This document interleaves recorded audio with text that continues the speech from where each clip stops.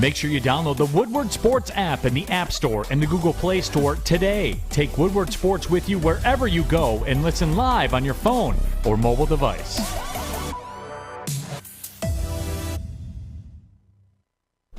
Good morning, everybody. Welcome to the Morning Woodward Show here on the Woodward Sports Network. I hope you all had a fantastic weekend. Terry, how was your weekend, bud? It was hot and cold. We, for the second weekend in a row, we moved some stuff in to my son's new apartment in East Lansing. So he's got you busy. Yeah. So the wife is talking about going there next Saturday, and I'm not going. So I've had 2 Saturdays in a row where I have had no fun, and that's not acceptable. So next Saturday, I'm not going. Good. Because the boy is leaving today. I don't see what else we have to do. He's got food, rugs, blankets. Yeah, Maybe look, she just honestly, wants to you're see him, spoiling your though. kid.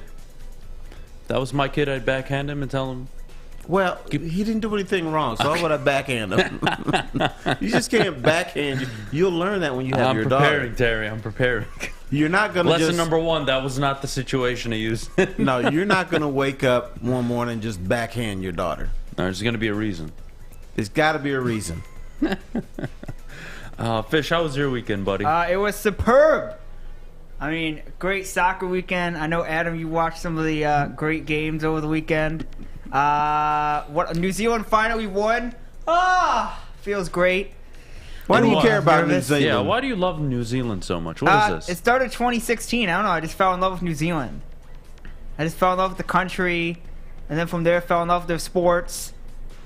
And then Is that from like there, a fetish of yours? It turns you on, or? I mean, it doesn't turn me off, so maybe it is a fetish. I don't know. I had a fish thought this weekend. I Oh, brought boy. it up to him. Did Because you? he's such a slight guy. Oh, you did bring it up to me. I was wondering if Fish ever thought about being a jockey. Because he's Fish little. would make a great jockey. He really would. Well, I he think doesn't he'd know be how to amazing ride a at it. horse. He's got to learn how to ride a horse first. I'm sure he does. Right? I've rode a horse before, like There you years go. ago, but There you go. I don't know. All right, well, look, I'll let's feel get it bad started. whipping it though. Let's get it started. Quite the weekend, right? A lot of hype surrounding this Detroit Lions football team. Oh, Terry, yeah. we'll start with the game. They lost 27-23. I'm not too concerned with the game score at all, actually. Well, that's what preseason football. People mistakenly look at preseason football and say, "Oh, the team won or they lost."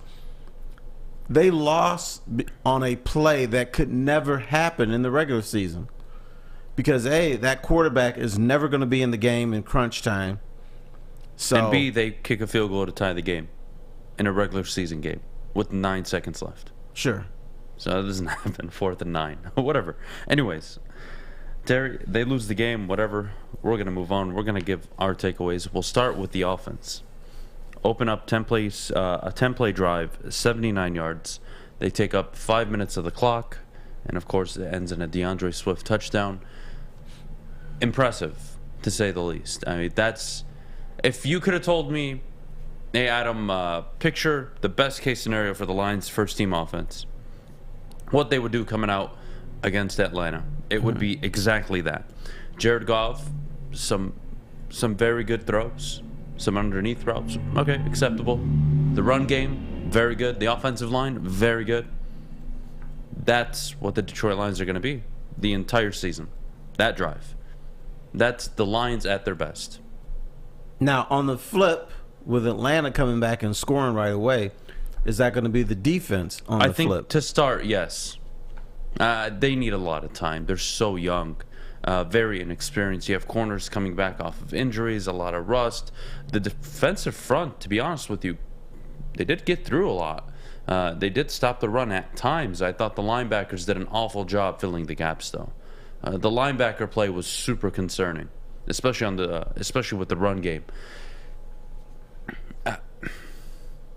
Obviously, Aidan Hutchinson, standout performer on the first drive, made the first tackle of the game, I believe, and then broke through and got a tackle for loss after.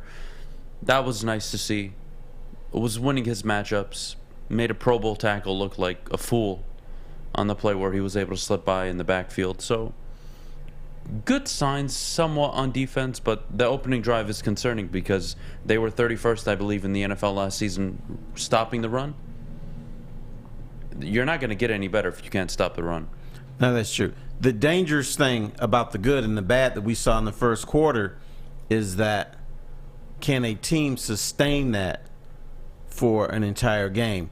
And also, will a defense be that bad for an entire game? But it is, I guess, when you saw the way that they perform, running the football, controlling clock, that's important. The fact that they scored was great, but you taking 5 minutes off of a drive.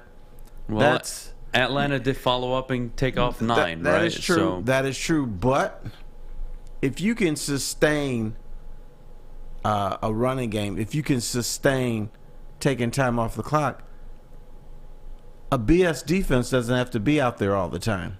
Maybe a BS defense can figure things out, be a little bit better, because your offense is controlling clock. A lot of times, sustained drives don't end in scores, but they're very important because it means you're dictating the game. So that's the way I look at it. Look, defensively, yeah, it sucked. Wasn't all that great. But offensively, that's exactly what you expected. And you saw a lot of Jamal Williams, right? We saw him, 2-3 carries on the opening drive. It's essentially almost a 50-50 split between him and DeAndre Swift on the first drive. And who was the wide receiver that was making all the plays? Amon-Ra St. Brown. I believe a reception for 8 yards and then 20 yards. 2 catches, 28 yards. He's picked off, basically, where he left off from last year. And the fact, I know we've had discussions, will Chark be the number one target? Will someone? No, it's going to be Amon-Ra St. Brown because there's a comfort level with Jared Goff. Jared Goff was thrown to him last season. Jared Goff was thrown to him prior to last season and also prior to this season. So he knows what he can do. He knows where to get him the ball. So he's going to, I say he's going to be his go-to guy for at least the first 8 games of the season. Plus, there's no reason to leave him. He does not burn you. He's not going to go up top. But the Lions, if they're going to win this season, is going to be because, A, they can run the ball, and B, they can sustain drives with an intermediate passing game. And then you go to Chark now and then, see if you can loosen up that defense a little bit. So that's how they're going to win. It's going to be Amon-Ra St. Brown. What was your biggest takeaway from the game, at least the first 2 drives, offense and defense? What was or who was your standout performer? I'd say Aidan Hutchinson.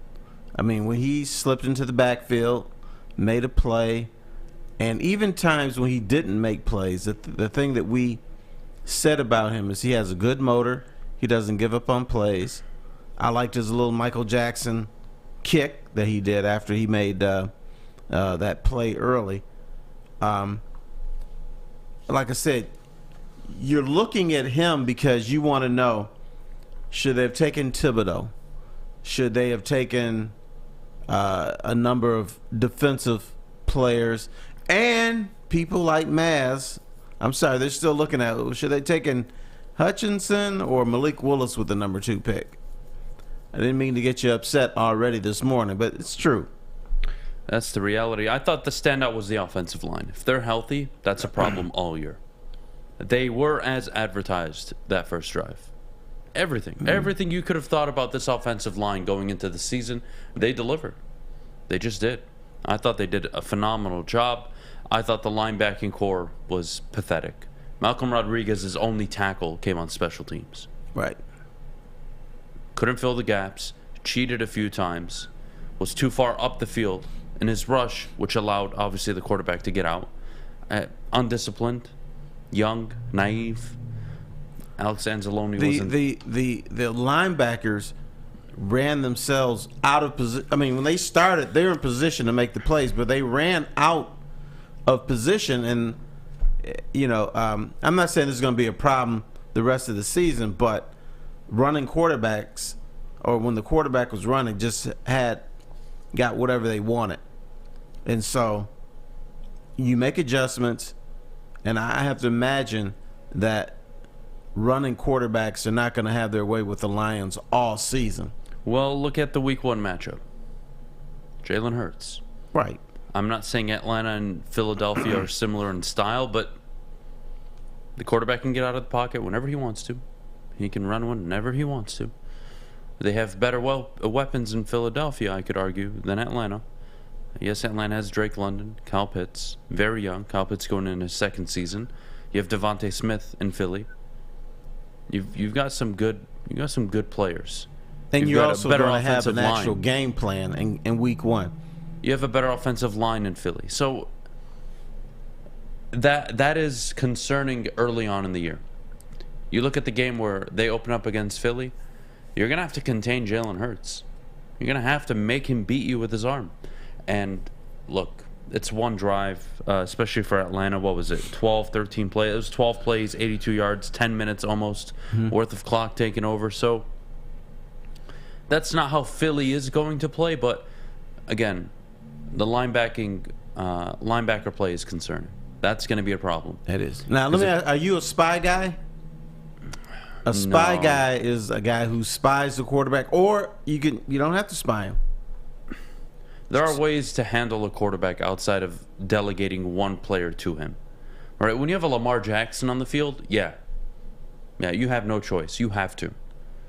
Jalen Hurts, Desmond Ridder, Marcus Mariota, yeah, they can move, but the reality is no offense outside of maybe Baltimore is built on the concept, the foundation that our quarterback is run first. No, it's all a pass first game, right? So you just have to discipline your ends to make sure that they don't give the quarterback the opportunity to roll out or hit a seam. That's it. You can do it with your defensive ends. It's not necessarily you have to get a linebacker to spy on the quarterback. So I think that's a bit much. One receiver that did impress, Tom Kennedy. He had quite the game. I think 8 catches, 104 yards. Not bad for a preseason appearance for him. We look at this wide receiving core. There's just way too many wide receivers. And out of all of them, Tom Kennedy is making a claim for himself. Hey, what about me? Now, the unfortunate reality for Tom Kennedy is there's St. Brown, DJ Chark, Josh Reynolds. It's quite the receiving core, at least in terms of depth, right? Mm-hmm. So good luck making the team, but I thought there were some good standout performers, and like I said, the offensive line for me was everything you thought it could be and more. Kennedy might be one of those guys that makes the team but doesn't play, so he can make himself a little pocket change. But they have him around just in case of injuries, which occur too often in the NFL, and that they can put him in when need be. There's been a bunch of guys who have shown out in the preseason, but they start out in the preseason as a guy is, okay, I don't know if we're going to keep him on the team. We're probably not going to. That may have been the case with Kennedy, but now he's saying, hey, I belong. So even if you don't play me, put me on the roster, let me make my little money, and then maybe you can evaluate me again for next season. I'll play more next year.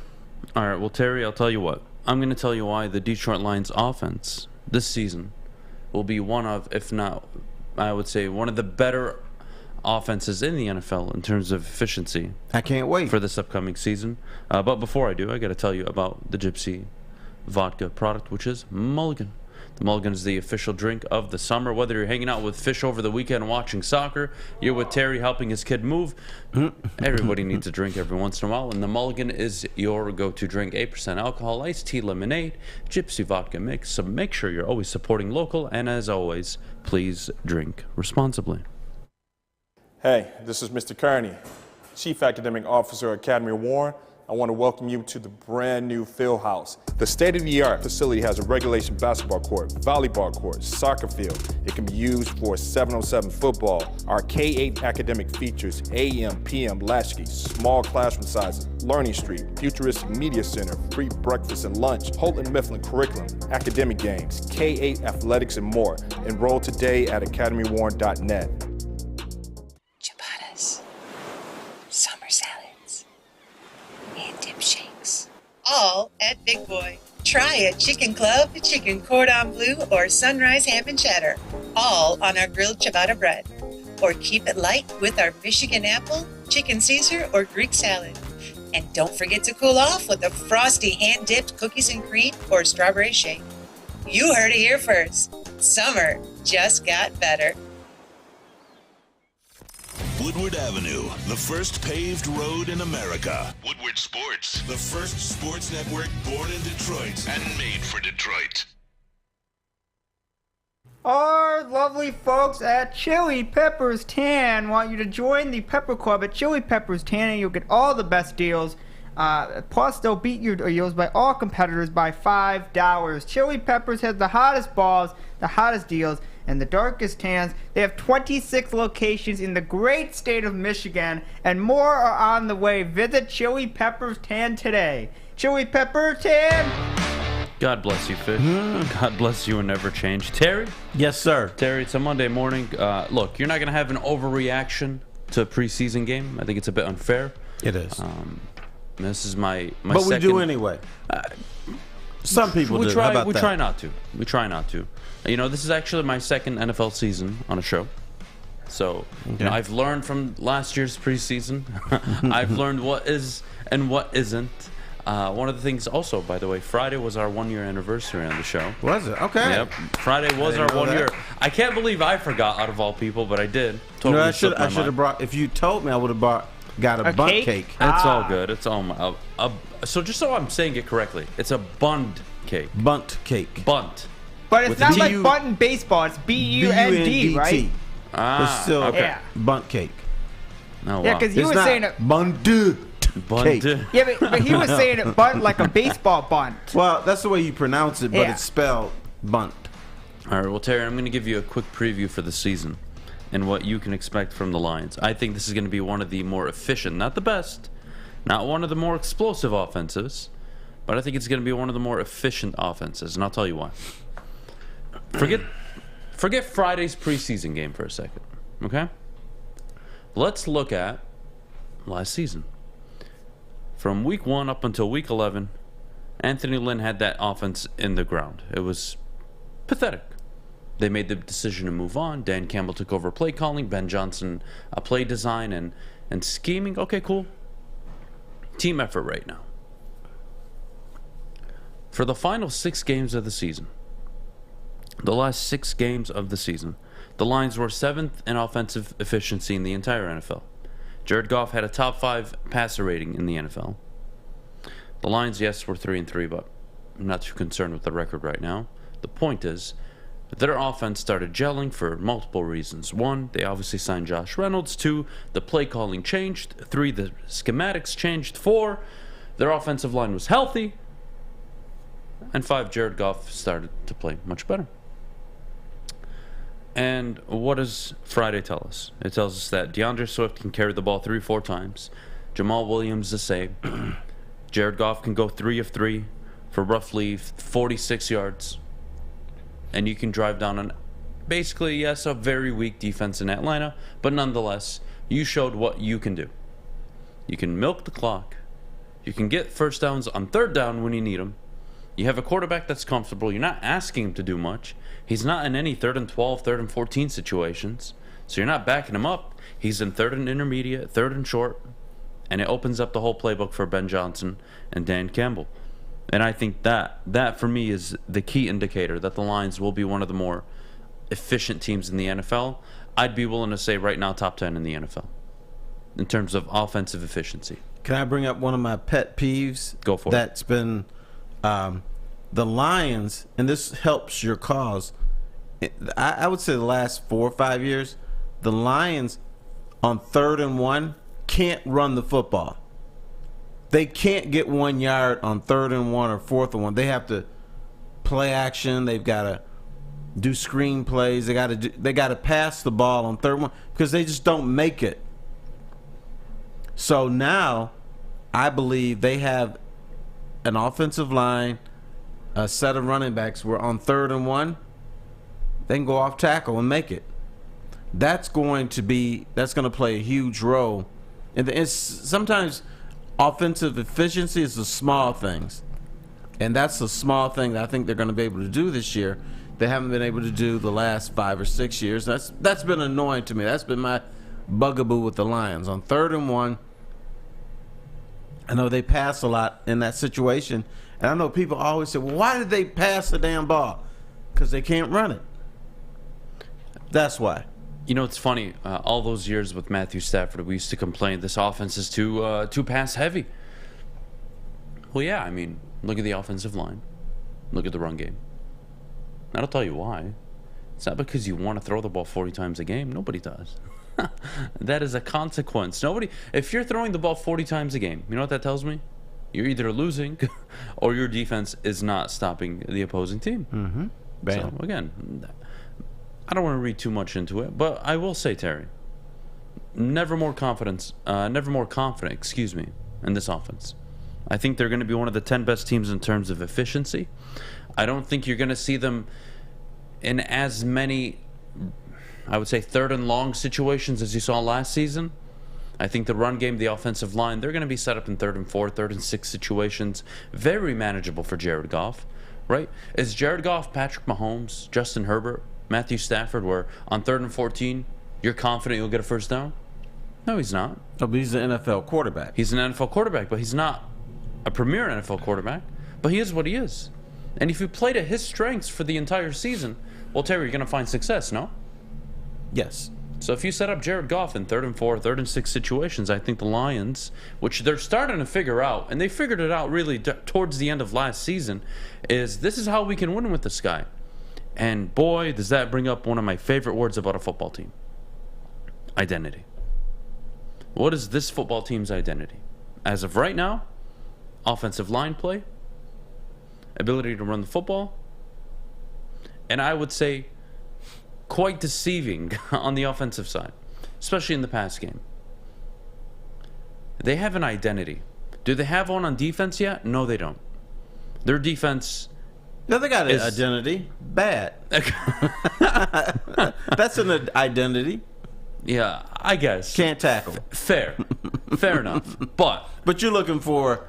You're looking for a true identity. And you know what? I admitted that after the Arizona game, that for me was their identity game. Because what identity is, to me, Terry, is something that can be repeated. Correct? If you run the football X amount of times and you have success and you play this way, play action, heavy play action during the game against Arizona, that's their identity. I've seen teams win like that in the NFL. Cleveland, notably with Baker Mayfield, San Francisco 49ers with Jimmy Garoppolo. You can win games in the NFL. You can manage your whole season with football players like that. And that's an identity to me. That's when it clicked to me, okay, now I see what you're trying to build. Cool. Go fix the defense, because that's a big problem. And the offense, again, A+. They get an A+. A+. 10-play, flawless drive to the end zone. DeAndre Swift touchdown. If he's healthy, Jamal Williams, Amon-Ra St. Brown, Josh Reynolds, DJ Chark, TJ Hawkinson, I can go on and on. The offense is not going to be a problem this year. You are not going to see this team lose games where their defense holds an opponent to 18, 19, 20 points. They won't lose those games this year. Which is why, one, I'm confident in the over, and two, the major flaw in this team right now is defense. And not only defense, linebacker and secondary play. Secondary need to get their legs under them. Cool, I can respect it. I can give them time. But the linebacking position is quite awful. And yes, they were missing Alex Anzalone, but you're not going to tell me that he is... Is he going to make that big of a difference? Thank you. That's kind of where I'm getting at. And I don't mean to diminish his value to the team. But he's solid, but he's not... He's an okay guy to have. Yeah, he's not a world beater. So that's a position they're going to need to address, whether it's in the upcoming draft. It's a trade. I know people have been pushing the Roquan Smith deal. Right. I don't think the Bears would do that in their own division. And I'm not sure what they're looking for anyways. But this team has an identity on offense, Terry. I've been saying this for months now. They're going to be a pain in the ass to play against. And I look at that first drive, and you know what I say? That's a pain in the ass team. That was just a pain in the ass drive. I mean, look at this, Terry. 1 yard run, 18-yard pass from Jared Goff, incomplete pass by Jared Goff, 9-yard rush by Jamal Williams, 3-yard rush by Jamal Williams, 3-yard rush by DeAndre Swift, 9-yard pass to Amon-Ra St. Brown, 7-yard run, 20-yard pass to St. Brown, 9-yard run. Like, what do you do? How do you stop that? They're gashing you for 9, 3, 7, 7, 9. We can't stop the run. So then we put players in the box. Well, that frees up all the wide receivers. It's a pain in the ass team. I think it's going to be an efficient offense. They were the worst team in the NFL on third down last year. I expect them to take a significant leap. And for all the poking fun at Dan Campbell on fourth down last year, I don't think they're going to be in that many situations this year. I don't think Dan Campbell's going to be sitting there with his clipboard along with Ben Johnson saying, hey, it's 4th and 1 at our own 9-yard line. We're down 7-0 here in the first. It's time to go for it. You're not going to see that. Yeah, give me your best running play. Yeah, you're not going to see that. You're just not. So, but at the same time, I do believe the Lions must be as aggressive this year, almost as aggressive this year as they were last year. That they're going to have to make fourth down plays. Dan Campbell's going to have to call some plays where we're like, why is this dude going for it here? He still has to gamble. He still has to make sure this is a carefree team that you just never know what they're going to do. They're unpredictable. They still have to have that unpredictability about them in order to progress as a team. And maybe next year they don't have to do that as much. You know, Terry, I like to get the chat involved, so I do see all of your comments. Quote, Ethan Brown says the secondary did their jobs, and the Atlanta quarterbacks kept ticking and running. What else would you want to see? I wouldn't label it that easily. There were I wouldn't say a lot of mistakes, but the defense is raw. They just are. Ruler says, why are we praising Jared Goff for one series, especially against the Atlanta Falcons? Well, buddy. That's all we got. Well, buddy. No, it's not all we got, actually. I'll tell you why. Why? If you go back to the last 6 games that Jared Goff played last season with Ben Johnson and company, forget the win-loss record. I don't care that they were 3-3.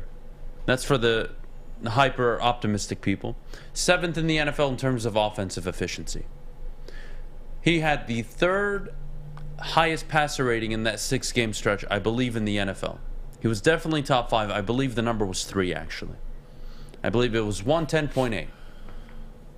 That was the level Jared Goff was playing at under Ben Johnson and Dan Campbell. And you saw it in one drive. 3 for 4. 3 for 4, 46 yards. What more do you want? What more do you want from your quarterback?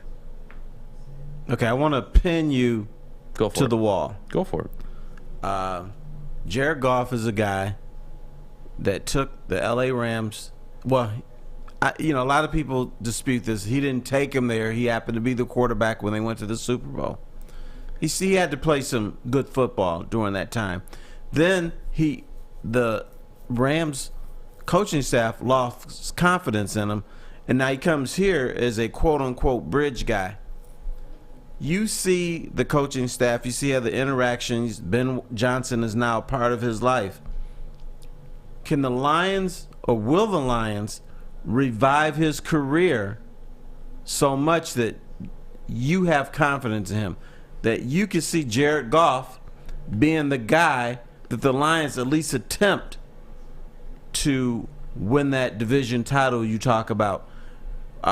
Attempt to have him as quarterback when they win that first playoff game, as I talk about. Will he be that guy? Will he be that guy? He's proven he can be a guy, part of a team. He's proven. I can't take away what he did in Los Angeles. I can't with the Rams.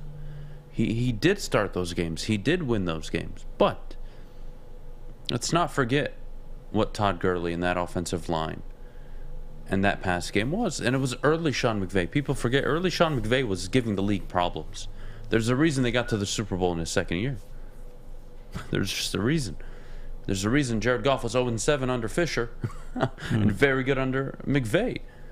And look, you've seen me up here. I'm giving Ben Johnson a lot of praise. You are. I'm very high on Ben Johnson. I think he can be what a Sean McVay, a Matt LaFleur, a Kyle Shanahan, these guys have been in the end. I really do believe it. And what I see is a confident Jared Goff. I don't want a bridge quarterback that's sulking, knowing that his time is almost up, and I don't want to be here, and whatever. We'll just see how it goes. Just gonna get paid. Jared Goff is a guy that I think is more confident than he's ever been since his time, or I should say his exit with the Rams. His play down the stretch proved it. The confidence from the coaching staff has proven it. Yes, it's only one drive in a preseason game. But what would you like? Would you like them to go 3 and out? I'm assuming that's what we all want this morning. Instead of talking about a 10-play, pretty efficient drive, down the field in 5 minutes, DeAndre Swift touchdown, we would rather, 3 and out. Great. I'm glad we learned nothing. Come Maybe on. we can get it together next week. Come on, guys. Oh, goodness me. When we get back, Terry, speaking of Jared Goff, Goff made a scene with the coaching staff about potentially being rested while a lot of his starting teammates were going to be out on the field.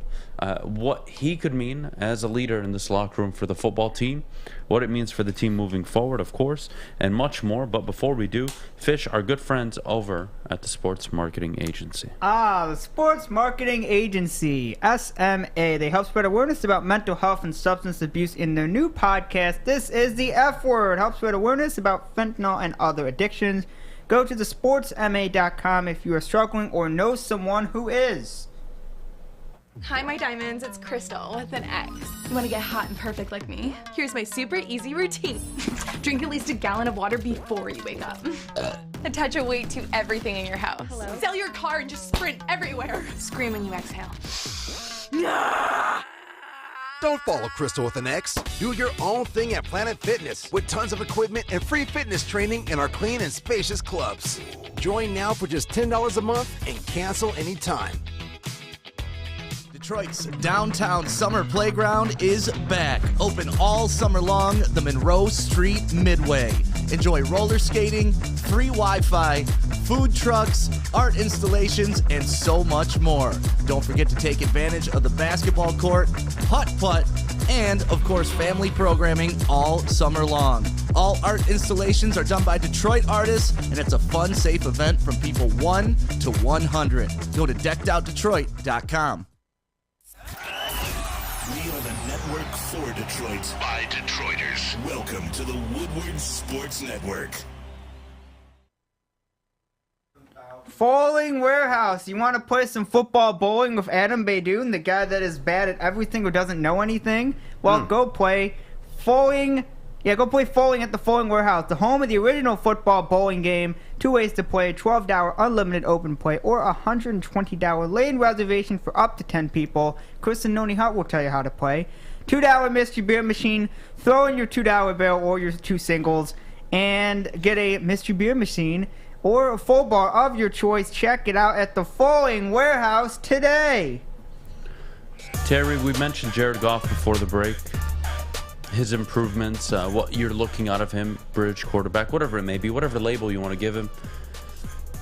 But leader isn't something we've associated with Jared Goff, at least not yet. And I'm sure he was told, hey, we're going to sit you for the first preseason game. He was like, no, I'm going out there. I'm going out there with my other 10 teammates. I want to be part of the starters for the first preseason game series. And how much you want to read into it, you'll tell me. But I think that's refreshing to see, especially for a team that, again, they were 3-13-1 last year. It's not a good football team last year. And I think those little things do matter every once in a while. You can look into every little nugget and try to take away something, Terry, right? We're all guilty of doing that. But what I see when I hear Dan Campbell talking about that to me is a guy that wants to play, but not only wants to play, because he is going to play, right? He's a starting quarterback of this football team. But this is a guy that cares He cares to be out there in a preseason game, which nobody else cares about, allegedly. Because the 10-play drive, hey, we're not going to give credit for. I prefer them to go 3 and out. It's all good. I'm glad you found it refreshing, which is a cute little term. I'm going to use the term of he's being a bulldog. He you know, you're going to send all my teammates out there except me. No, that's not happening, because these are my guys. We either all go out or nobody goes out. Now, if Dan Campbell had decided, before the game, I'm resting all of my starters, I think Jared Goff would say, okay, cool. But when he said, now I'm sending Swift out, I'm sending Penei Sewell out, I'm sending Taylor Decker out, and I'm glad. I'm going to use the term a little more forceful than refreshing. that Jared Goff said, hey, wait, hang on.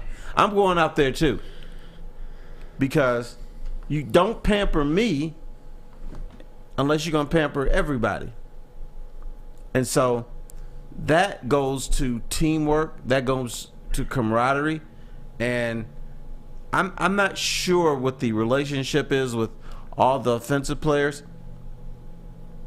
I know some, I'm not going to just say Lion teams, but I know some NFL teams, guys have said, oh, you're protecting the quarterback and I still got to go out there and bust my ass? Hell no. That's not right. And the quarterback can sit back and like, okay, I'm not playing. I think it was important for Jared Goff to say, no, I'm going out there. It does show leadership. It does show camaraderie. It does show that I'm not above what's happening here. And it shows, don't protect me. I'm willing to go out there and risk anything for this team, even in a meaningless game. Very important. Glad it happened. And it was refreshing. It's too soft of a word for you, Terry. A little bit. Refreshing is a good salad or a nice wine or something like that. What was this? Ribs? This is main course. This is prime rib. Prime rib? Yeah, I'll take it. You know what? Another standout. Cooked outside on the open fire, by the way. Always the best way to do it. Mm-hmm. One of the other standouts, and it wasn't really an individual, it was a team effort here, was how poor tackling was. It's on display again all night. It wasn't even just with the starters. The open field tackling, again, this is just going to be a big problem for the team this year. So when we talk about excitement and looking ahead to the season and what can the Lions be, really, it's at this point they're in their own way. If they can shore up tackling, improve their linebacking play, this is a team I could argue could be in December fighting, not guaranteed, but fighting for a wild card spot. They have the offense to do it. And I don't shy away, Terry. I told you, I think this is a top 10 team in terms of offensive efficiency in the NFL. I think they're going to be one of the bigger teams to play against, especially in the trenches with that offensive line. They're going to be a pain in the ass. You're never quite sure what they're going to do. And they have a bunch of options. And when you're an offensive-minded play caller and you're thinking about, all right, well, how are we going to go into this game? One of the first things that just make you grin is knowing I can run the ball at any time. I have a very, very good offensive line. Some say that one of the best 3 offensive lines in the NFL. I have 3, one of the top 26. Or top 26, depending on ESPN.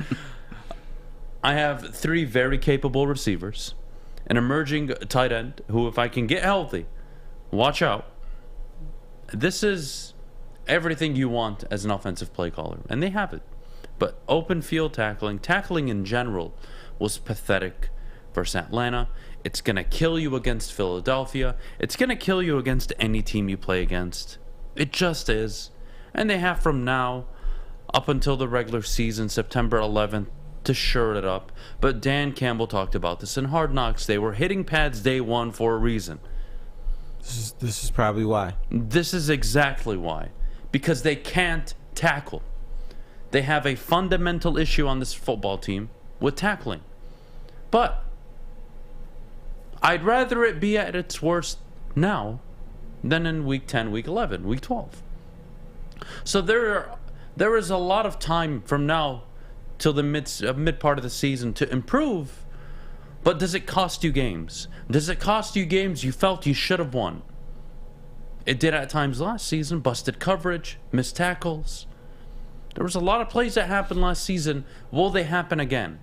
What I can guarantee you, it won't be every game, but what I can guarantee you is that more likely than not, every opportunity that you have to win a football game, it will not be because your offense is limited. Every opportunity you have to win a football game this year will be because your offense is scoring, putting up points. And if for some reason, for any reason, you can figure out the defense, you can improve tackling, you can improve linebacker play, you can improve coverage. Terry, you have a football team. Are they contenders? No, they're not. Are they a division winner? Under extreme circumstances, any team is. But no, they're not. But they're starting to really make progress to where we can have a real conversation about this team. I'm not going to let that go and just... We can have a real conversation, but we're also going to have this conversation. Although you give good reasons why they can win, we also have very compelling reasons why they can lose.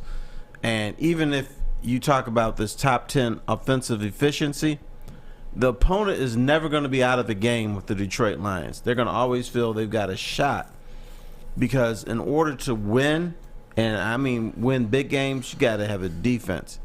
And the rules with the NFL are such that no one is going to have a dominating defense like he had in the 70s or 80s because of the rule changes, but you have to have somebody who can make enough plays for this defense to be a 2022 top defense. Well, let's look at the 4 teams that were in the championship games last season. You had the Bengals. Mm-hmm. You had the Chiefs. You had the Niners and the Rams.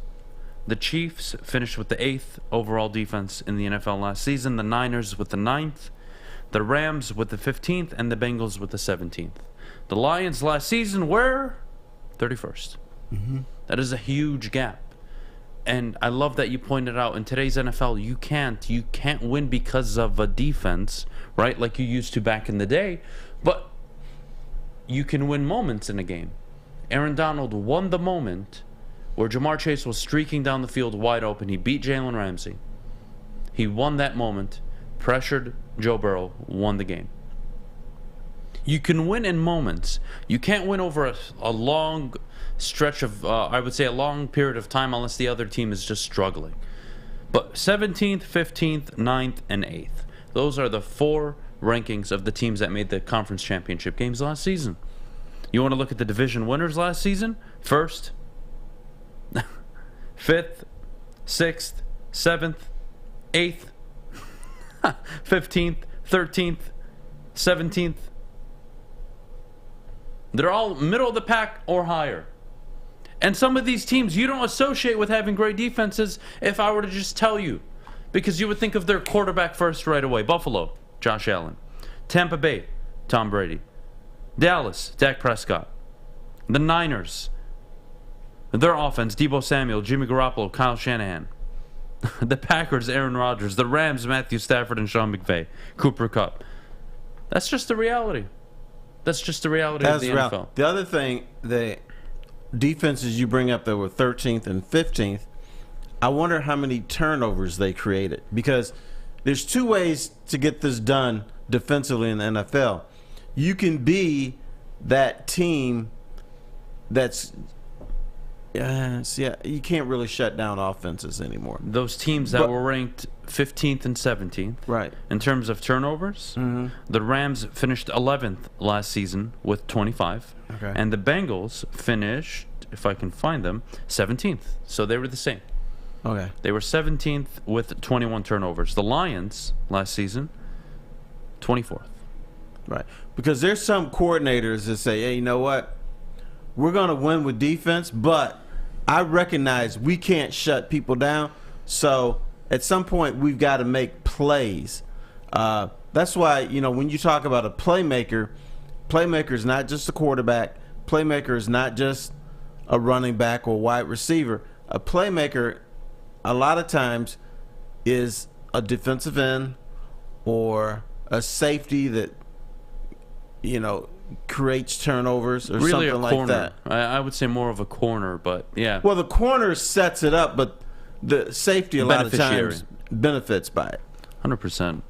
Well, look, we're going to talk about Javier Baez in just a bit.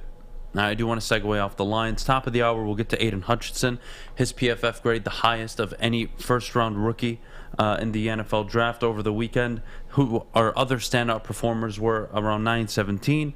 Terry got a quiz for us around 940, so that should be fun. But it will be. We're going to talk about Javier Baez, and I have a very radical idea for what the Detroit Tigers should do with Javier Baez.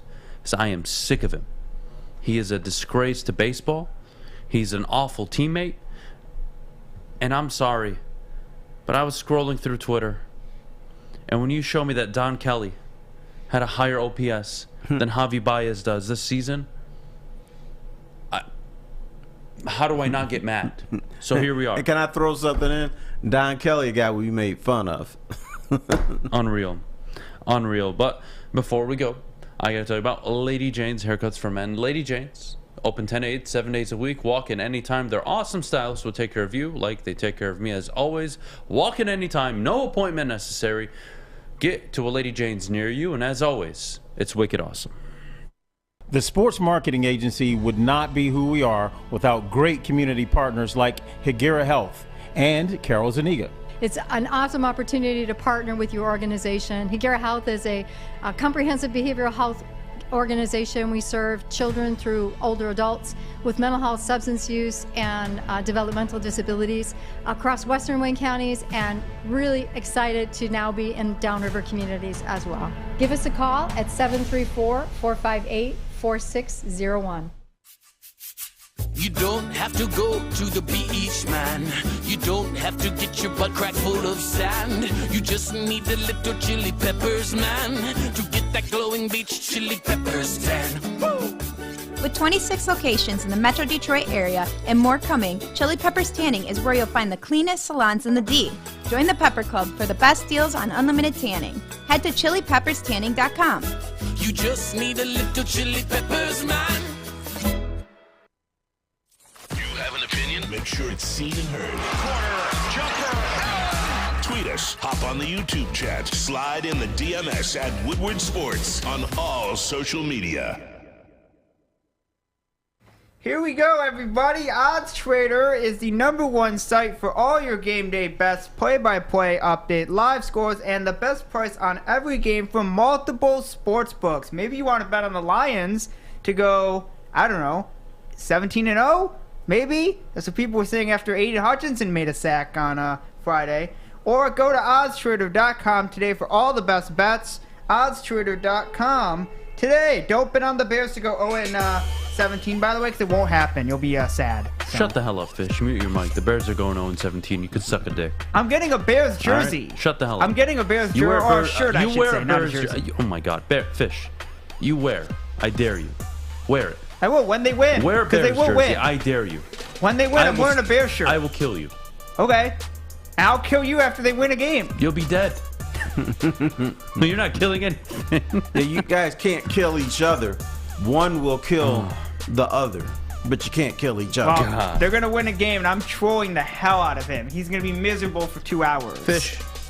And I'm prepared for it. Fish, you see that glass bottle on the table over here? Yeah. I'm going to smack you upside the head with it. Okay. Put you in the hospital. Okay. And you can wear your Bears jersey at the hospital, and then they won't treat you because you're a Bears fan. Maybe they give him a Bears gown. The Bears are going to win a game. I'm going to come in and give him hell, and if I die, so I die. So you're trolling to die. young Adam. Yeah, and I'm prepared that if I die, it's part of life. Everyone's going to die. God bless you, Fish. I'll die on a high. God bless you. All right, 8:49 on a beautiful Monday morning. Terry, I believe the Detroit Tigers, and it can happen when they announce who their GM is, and I hope this GM takes it seriously. I think they should buy out Javier Baez. So you're done already? I'm done. I'm done with the project. He's pathetic. He's such an awful teammate. Now, did something happen over the weekend, or yes. is this yes. overall? It's been building up. But remember Roy Williams back in the day, Terry? Yes, sir. You know, we'd watch the Lions play on Sundays. The Lions entering the fourth quarter down 49-0. And out of nowhere, Fish shut the hell up, by the way. And out of nowhere, Roy Williams, slant route, 11-yard gain for the first down, and he gets up, down 49-0. Bam. That's Javier Baez. Getting their ass kicked. Gets on base. They're losing the game. And what does he do, Terry? Starts tripping at the did crowd. he just do that because he's in Chicago? I don't care. And I don't people care. have been all over his It's case in always Chicago. about him. When Don Kelly has a higher OPS than you, you're not allowed to talk in this town. You are not. You are getting paid $200+ million. You signed $140+ million. You signed a 7-year, $20 million per annual contract. Stop it. You suck. You were supposed to bring power to this lineup when we were going to deal with you striking out. And what have you given us? Absolutely nothing, buddy. He's given us the strikeouts. Terry, there was a pitch over the weekend, I swear to God.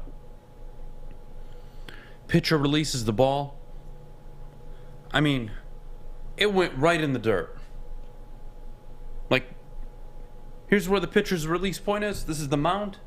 The batter's all the way down there. He threw it into the ground, literally onto the mound. And Javier Baez swung at it. I swear to God. I swear to God. This guy is so bad. And whether it's a buyout, it's a trade where you pay for half of his contract, I don't care. Get him the hell out of town. The guy's a bum. He's a joke. He's only about himself. And when you suck and you have 70+ losses on the season and you want to sit there and talk crap to Chicago fans, kiss my ass. Well, suppose they were mean to him when he went out with his wife over the weekend. So that's just saying. He couldn't control himself. God, I can't. He's so damn bad. He just is. And I forget the individual who posted it on Twitter. God damn it, I need to remember. But still, like, this is pathetic.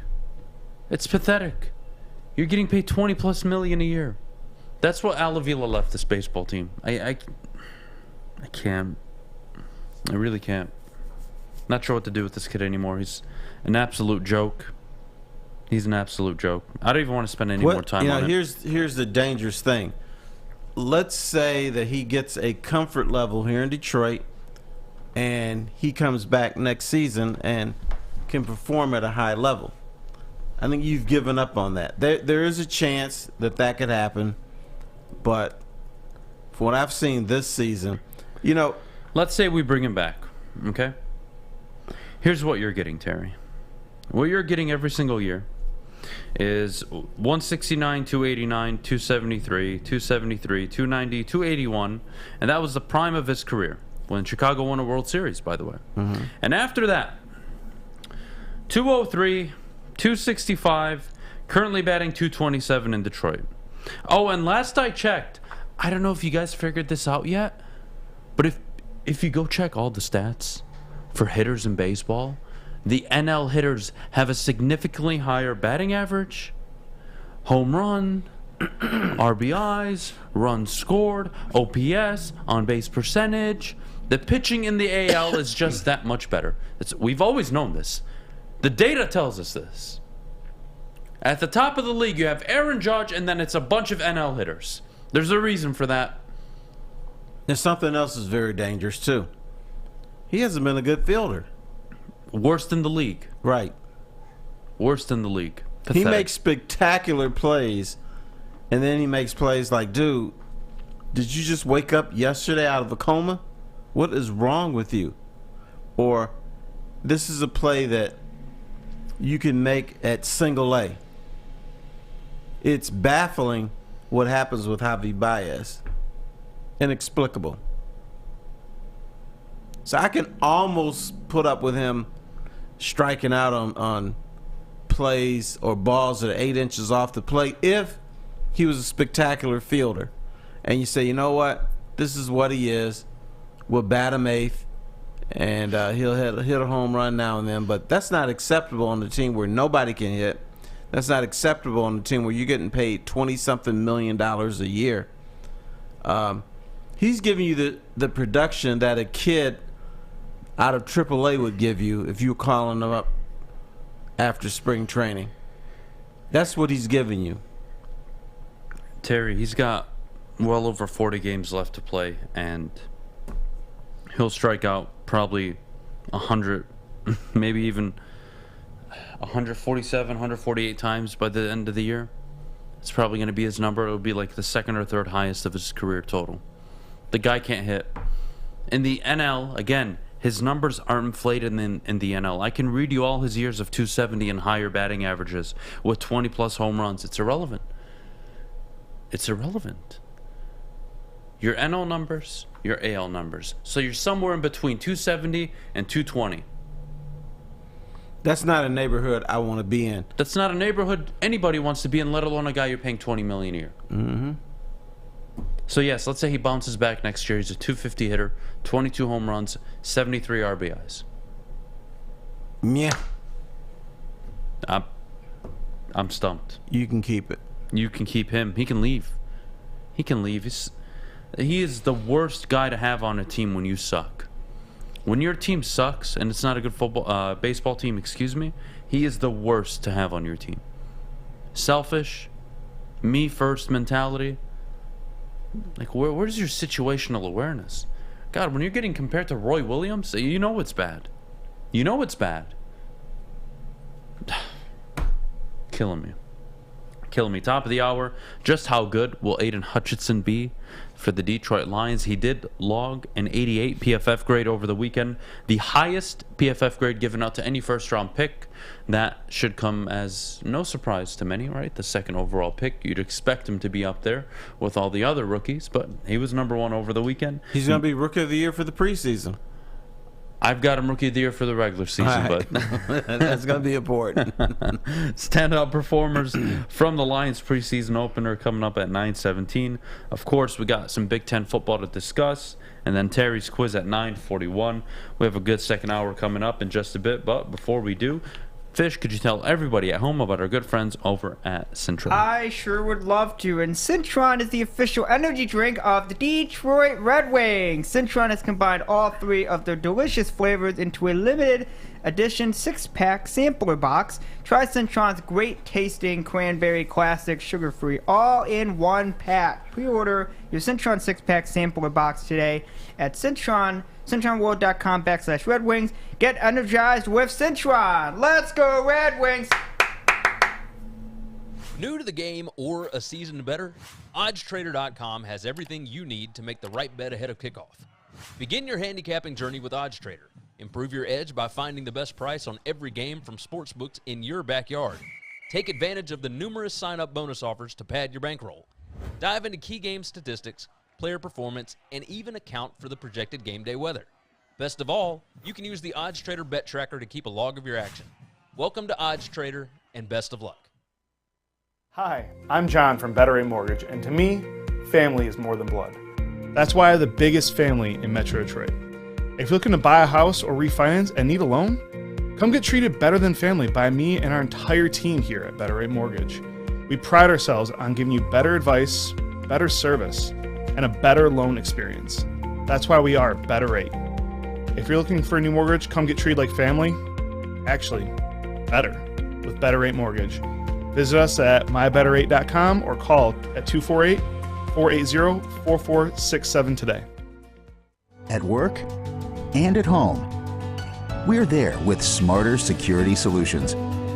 Featuring complete automation with customized alerts and more. For over 90 years, we've been the company that's been counted on to protect what matters most, all with personalized service and care. Right now, for a limited time, receive a free video device plus free installation with a new home system. Guardian Alarm. We protect Michigan. 3 NBA championships. Detroit fans were there. 11 Stanley Cups. Detroit fans were there. 4 World Series wins. Detroit fans were there. And that one Lions playoff win in 1991, yeah, Detroit fans were there. Woodward Sports, where the fans are. Open all summer long, Bedrock Detroit brings you the Monroe Street Midway. There will be basketball, roller skating, mini golf, art installations, live music, food trucks, and more. Free Wi-Fi so you can work from the park. The summer is always better at the Monroe Street Midway. We're going to be down there on the 25th of August. I can't wait. 10 days from now. It's going to be a good time. Is the show going to be there, or are we just going to hang out? We're all going to be there. All the shows. It's going to be a good time. All right. But having said that, top of the hour brought to you, of course, by our good friends over at Bedrock Detroit. We are back here on the Morning Woodward Show. Top of the hour. Terry, just how good will Aidan Hutchinson be? He logged 2 tackles on the opening drive. 88 PFF grade. Highest among all first-round picks. Terry, they make it the right... did they get the pick right? My guess is they did. My guess is they did, and it's not just what I saw on Friday. I think it had to do with Billie Jean. And not the performance, but the fact that teammates responded to him in that way. It's telling me that teammates see a guy that's special during training camp. If he was just another guy out there, they would not have jumped up the way they did for his Billie Jean performance. They're showing us that this guy is killing it every day, that he is giving them problems in practice, and he's earned teammates' respect as a rookie. So my guess is, yeah, they got it right. And one day, I don't know if he's going to be rookie. I know you say he's going to be rookie of the year, but one day we're going to look at this defense, and it's going to be pretty good. And we're going to say the Lions won because Aidan Hutchinson sacked the quarterback with 3 minutes left, or he made some big plays. Teammates recognize that. I love using this example. Look at the teams in the conference championship games. Nick Bosa. Leonard Floyd. Aaron Donald. Von Miller. Trey Hendrickson. Just to name a few. It's a common denominator in every good football team. Every good football team has a pass rush. Or has a pass rusher who you would label as a game changer or a disruptor. That's what Aidan Hutchinson can be. You know, you brought up Hard Knocks, which I actually agree with, but it wasn't for the Billie Jean scene. It was the work ethic. It was the character, how he spoke to teammates. Very low-key how he goes about his business, but he's all business. When the Lions read off the card for Aidan Hutchinson during the draft, what was the original thought? High motor, high work ethic, coachable. Out of any player you could have selected at that position, this is the player with no doubts is going to work the hardest. Or you could imagine that even if he doesn't work out in the NFL, he would have given everything to make sure he did. You weren't ever going to question his character, his commitment to the game. And not only did he show you that in Hard Knocks, he obviously shows up on the field against Atlanta and makes a play. And it's tough to make a play at home, your debut, high expectations, first series. Typically, you kind of go with the flow. You know, you're not out there trying to make a play. You're really just trying to get acclimated to the game. He goes out and makes a play. And for me, that is the definition of a must-have and pass rusher on your team. Did you see what Atlanta did to him after he made the play? They doubled him. Right. Who double teams a rookie? You double team a rookie because even in a preseason game, you double team a rookie because you think he's going to be special. You think he's going to be a guy that if we take him out the game, we can have success. Because this is not necessarily about winning or losing a football game in the preseason. It's about your starters. It's about two things. It's about your starters looking as good as possible, and it's about trying to determine who we're going to keep on this roster. At that time, the Atlanta Falcons made the decision, in order for us to not look like total fools, we got to double team Aidan Hutchinson, because if we do, we can have success running the football. In a we can have preseason success. game, that was determined. Right. Think about that. The first two plays of the game, Mariota scrambles for 7 yards, tackled by Aidan Hutchinson, and then they run the ball on the ground. Hutchinson breaks up the play, obviously a 2-yard loss, and then they start double teaming. And then it's a 8-yard run, a 7-yard run, a 24-yard catch, a 10-yard run, an 18-yard run, a 12-yard run, and then, of course, a 2-yard run up the middle. A 2-yard run up the middle, a 12-yard pass, and then the rest is history. Marcus Mariota, 6 yards, touchdown. Mm-hmm. They had success. They ran all over the team. Drake London, a big play. They had a few good passes, but the fact that you're commanding attention in a preseason game, which in reality is just practice, that opening series, it's just practice. It's a live practice, but it's just practice at the end of the day. And it is, but sometimes coaches instinctively do things that they would in a regular season game. Now, they're not going to scheme and do all this complicated stuff, but certain players, they say, you know what, we'll double team him. And if we double team him, let's see somebody else make a play. And I'm glad you said that. Someone else make a play. Who's that going to be? Sure. Who? Is it going to be whoever's opposite of Aidan Hutchinson? Is it going to be your interior lineman? Your linebackers clearly weren't it during the game. Not quite. And I just saw a lot of Chris Board, and that dynamic is going to be interesting. I'm concerned with the linebackers. I just am. I don't think you're going to see many 3 linebacker sets. It's going to be mainly 2 with a hybrid on the field.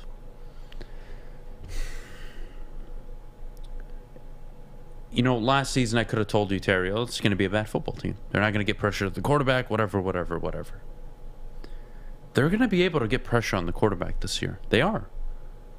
No choice. But are you going to allow yourself to be in that position to do it? Right? What's the hardest thing to do in the NFL? Throw when teams expect you to throw. Mm-hmm. Because the pass rushers don't have to worry about the run. They don't have to worry about a draw, play action, nothing. They know they're going upfield to the quarterback. The corners know my job is whoever my responsibility is. That's it. That's my job. I'm going to do it. I know it's going to be a pass. That's the hardest thing to do in the NFL. Are the Lions going to put teams in a position where it is, I would say, a predictable passing situation? And if they do, more often than not, they're going to have a lot of success. But if you're going to tell me you're going to get gashed for 18 yards, 10 yards, 12 yards, 2 yards, 8 yards, 10 yards, 5 yards, I mean, you're going to have a problem. And you're not going to be any team. You're not, even the teams that are notorious for passing the football. If you can't stop the run, you will struggle to win football games. And that applies vice versa on the offense. If the offense can run the football, what did we just talk about? If this offense can run the football, they become very unpredictable, very dynamic, and they're going to be a pain in the ass to play against. It applies the same for the opposing team when it comes to their defense. Now, here's what the Lions cannot do. It's 2 things. One, panic so much that they put they used Aidan Hutchinson the way that they used Pat Swilling when they traded with New Orleans to bring him here. The only thing that Pat Swilling could do was rush the quarterback, and he did a very good job. But the Lions' defense was in such a morbid state that they stopped rushing Pat Swilling, and they put him in the pass coverage.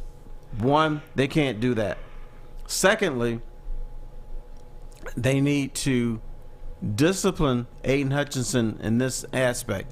There's another guy named Luther Ellis. He was an edge rusher. Sometimes they played him inside. But what Luther Ellis did was he would just be so gung-ho about getting to the quarterback, he took himself out of the play. That basically the left tackle, the right tackle would just allow him to penetrate and just kind of push him past the quarterback, so he was never in the play. And guess what? The Lions got gashed that way. Here's an open spot where Luther Ellis is supposed to be. Nobody's there, so we're just going to run for 7 yards. The Falcons did that to the Lions Friday. If you look at, but most of it was from the middle linebackers and linebackers. The linebackers were so gung-ho to try to do something, make a play, do anything, that they were just getting out of their gaps. They were over-pursuing, going too far up the field. And guess what? It's like, damn, there's a wide open gap here for us to take advantage of, and they did. Yeah, they did get punished. And again, when you have one of the worst run defenses last season, that's something you have no choice but to improve on. Oh, yeah. And if Aidan Hutchinson is going to be your best run defender, that's a problem. That's a problem. You want him to be your best pass rusher. And again, people forget, if you're setting up teams in 3rd and 8, 3rd and 9, 3rd and long situations, you send the guys. You send them. It's easy. It's so easy. It's so much easier for these edge rushers to go after the quarterback, knowing they don't have to worry about a potential run, a screen, whatever it may be. They get to rush fully. They're confident. And when you have Aidan Hutchinson making all his plays against the run, not ideal. Not ideal. Good plays. Again, good plays. One was on the scramble. Did a good job trailing. The second, obviously, a tackle for loss in the backfield, but the guy was a menace. He was winning his matchups. They double-teamed him. I thought he had a hell of a first game. And that's what you want to see out of the number 2 overall pick. I wouldn't say I'm surprised. That's what you expected when you drafted him. That. You're surprised if you were pushing for Malik Willis to be the number 2 pick. I mean, those Malik Willis people don't even get me started. The Lions should draft Malik Willis. Number 2 overall, Adam. I'm telling you. I'm telling you. The dude goes in the 3rd round. He has a good game, actually. And he showed a lot of what he could do. A lot of mistakes. Actually, I don't think it was as good as we think it was. They pulled him. They pulled him for not throwing the ball enough. He wasn't throwing it enough, and he wasn't. But he's coachable. And I think one of the things I took away was he showed me what most quarterbacks can't do, the athleticism, the sidearm throw. You know, he made some nice plays. That was good. He's a 3rd-round pick. I don't give a you-know-what. I just don't. He's a 3rd-round pick. If he works out, oh well. Every team, including your team and the Titans, passed on him twice. I'm not interested in Malik Willis. Why are you behaving today?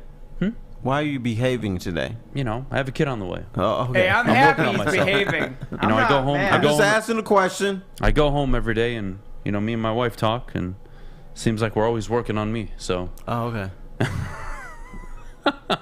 That's what they do. They work on you. Yeah. Forever. So you know, we're working on me right now, trying to clean up the language a little bit. I like it.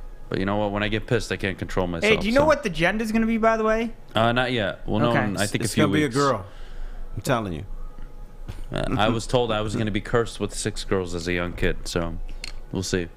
We'll see if these fortune tellers are real. Hey, 5 years from now, this guy's going to be a total pussycat. When he gets his 3-4 girls, watch. Hey, are you going to find out before, or are you going to find out on the date that she gives birth? No, we're going to find out before. Okay. Well, I think it's dumb to wait. Yeah, there's certain people that want to. I was just asking a question. There's certain people that want to wait. You know what? We found out early because then we were able to get a head start on what is the nurse you're going to look like, what outfits we're going to get. You know, having a baby is hard work. So my philosophy is let's spread that work out over 6-7 months rather than spreading that work over a week. Because you want to make sure you got everything right. So I'm in favor of gender reveals. I don't. All my kids, I want to know what they were. so I could prepare. Are you doing a Woodward Sports? I think it's stupid not to know. Let me prepare. Let me get the room done. Now I have all that stuff ahead of me. Well, it should be fun. No, I like that. Are you doing a Woodward Sports gender reveal, by the way? No, we're not doing a Woodward Sports gender reveal. God, no. God, no. You guys will find out like everybody Monday on the show after I do it on a weekend, all right? Just get your pink chalk ready. It's going to be a girl. It should be fun. All right, Terry, we'll get to standout performers just in a bit. But before we do, Fish, could you please tell us the best defense on and off the field? Best defense on and off the field, of course, is Guardian Alarm. Summertime is here. That means spending more time outside. It's almost Labor Day, which is the unofficial end of summer. So let Guardian Alarm give you peace of mind while you're outside enjoying the sunshine. Call the favorite number and famous number, 1-800-STAY-OUT today, and you can rest easy knowing you have 24/7 protection. That's 1-800-STAY-OUT, idiots, everybody who is an idiot, stay out. Let them know Woodward Sports sent you today. Hi, my diamonds. It's Crystal with an X. You want to get hot and perfect like me? Here's my super easy routine. Drink at least a gallon of water before you wake up. Attach a weight to everything in your house. Hello? Sell your car and just sprint everywhere. Scream when you exhale. Don't follow Crystal with an X. Do your own thing at Planet Fitness with tons of equipment and free fitness training in our clean and spacious clubs. Join now for just $10 a month and cancel anytime. It's a great day to get some Centron in your life. Okay. There it is. Centron, here we go. Gotta grab the cranberry. Oh wait, it's 2 for $4. Gotta double up with the classic as well. Centron World, baby. Centron, available at select Krogers, and if you want to know how, go to @CentronWorld.com. You get dope like me. You know what? Why wait?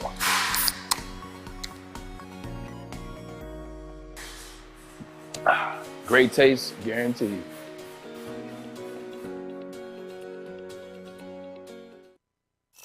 The only sports network in Detroit that starts with a W.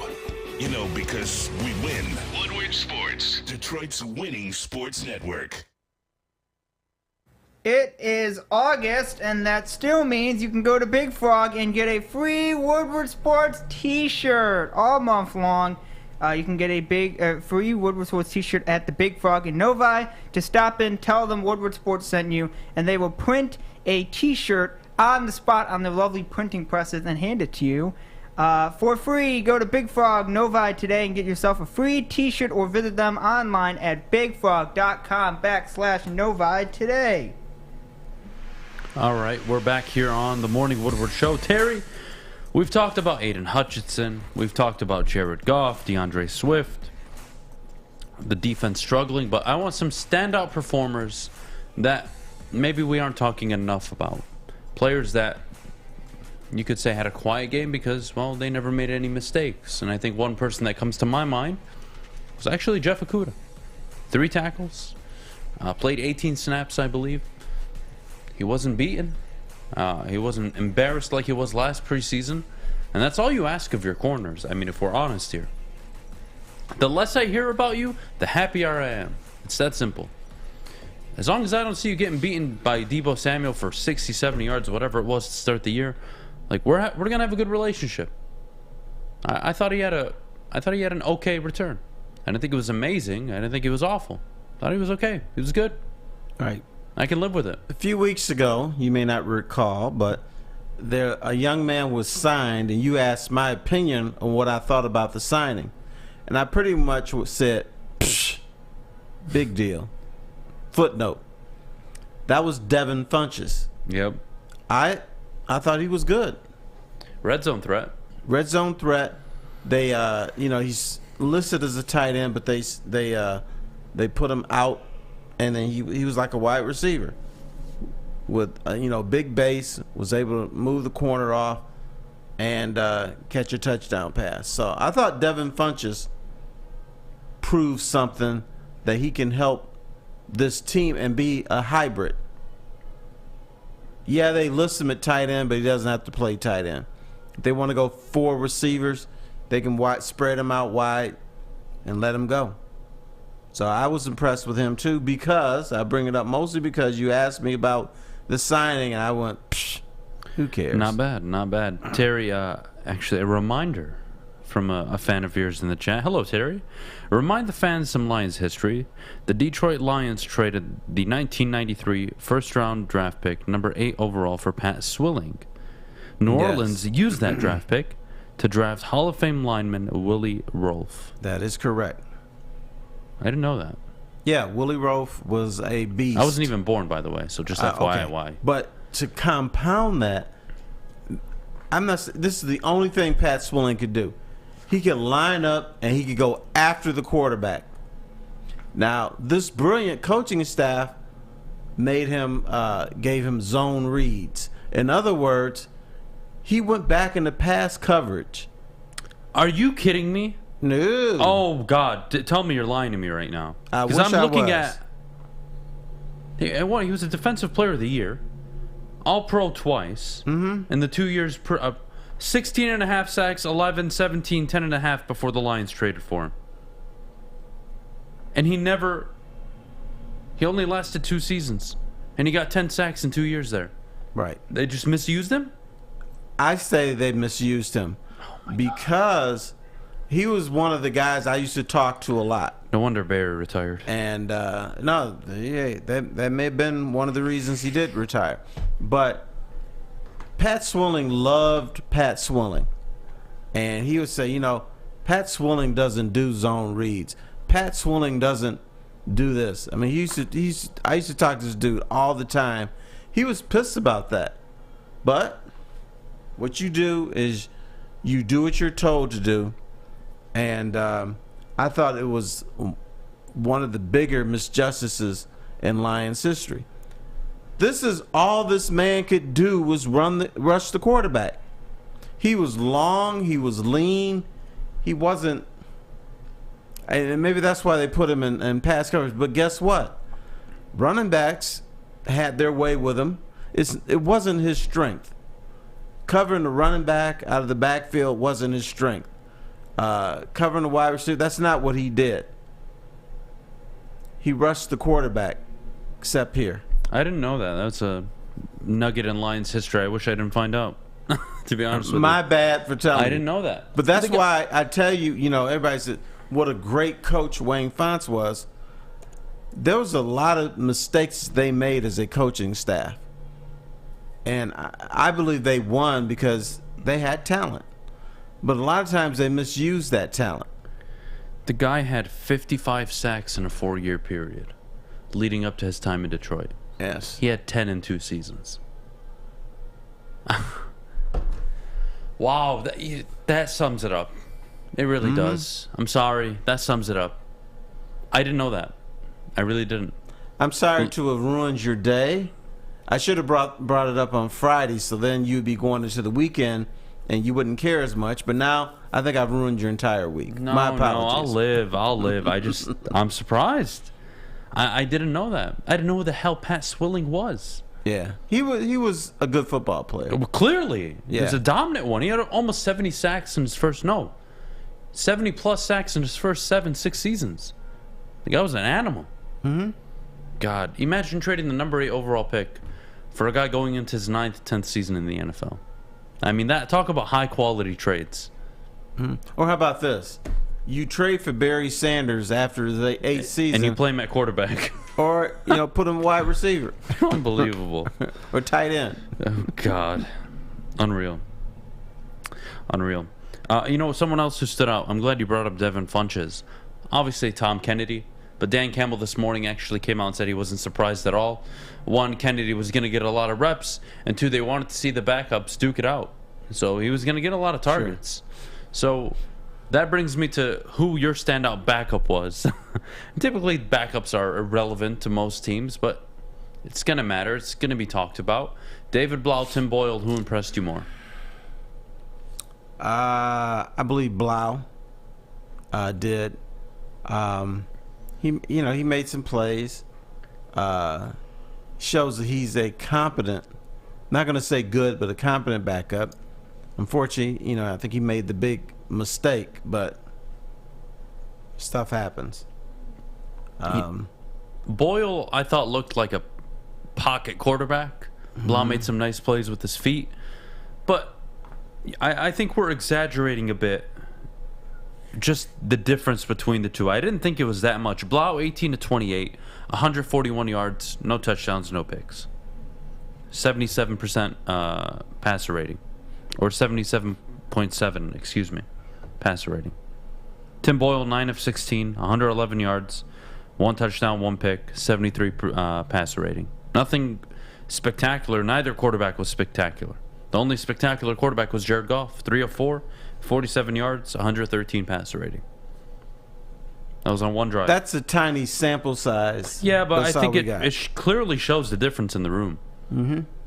Like, it is a significant downgrade, and that's why I always say if Jared Goff goes down early this season, he's out for the year, you're going to get C.J. Stroud or Bryce Young. It's just going to happen. Right. You're going to be able to select one of the top quarterbacks in the draft because you will not be able to overcome 18 of 28, which is basically Cade McNamara dinking and dunking. Like nothing. Nothing of substance.